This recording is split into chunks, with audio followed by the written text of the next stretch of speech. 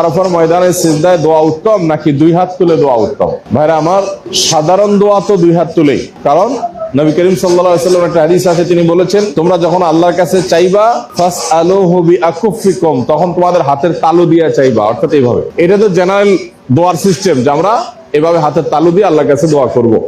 এই দোয়া এটা আরো বিভিন্ন ভাবে আমরা করতে পারি। যেমন দারুণ একটা প্রশ্ন এটা, যে আমরা সিজদায় দোয়া করলে ভালো হবে নাকি হাত তুলে দোয়া করলে ভালো হবে? হাত তুলে তো সাধারণ দোয়া আছেই, সিজদা দোয়া করলে সন্দেহাতীত ভাবে তার চাইতে আরো বেশি উত্তম হবে।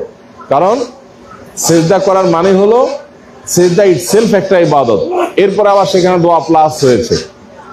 তাছাড়া হাদিস আমরা শুনেছি, সহিহ মুসলিম বর্ণিত হয়েছে, নবীজি সাল্লাল্লাহু আলাইহি ওয়াসাল্লাম বলেছেন আকরাবু মা ইয়াকুনুল আবদু মির রাব্বিহি ওয়া হুয়া সাজিদ, বান্দা আল্লাহর সবচেয়ে নিকটবর্তী হয়ে যায় যখন সিজদায় চলে যায়। তো আল্লাহর সবচেয়ে কাছাকাছি গিয়ে দোয়া করার অপরচুনিটিটা আমরা কেন মিস করব? এই জন্য আরাফাতের ময়দানে আমার সাজেশন থাকবে যে আমরা ইনশাআল্লাহ কিছু সময় বসে বসে দোয়া করব। কিছু সময় হয়তো বসতে বসতে একটু বোর ফিল হচ্ছে, দাঁড়ায় যাব, দাঁড়ায় দোয়া করব কিবলার দিকে হাত তুলে। আবার কিছু সময় হাত তুলতে তুলতে হয়তো হাত ব্যথা হয়ে গেছে, বোর লাগতেছে, তো হাত ছেড়ে দিয়ে এমনি মুখস্থ আল্লাহর কাছে মনে মনে দোয়া করব। এটাও দোয়া করা যায়, এমন না যে হাত তোলা ছাড়া দোয়া করা যায় না। হাত ছেড়ে দিলাম, এবার বসে বসে আল্লাহর কাছে দোয়া করছি।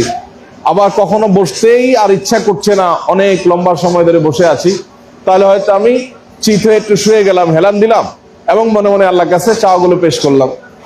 আবার যখন এনার্জি থাকে সেরকম আমরা কিবলার দিকে একটা সিজদা, সিঙ্গেল সিজদা, আল্লাহু আকবার সিজদা আমরা লুটিয়ে পড়লাম।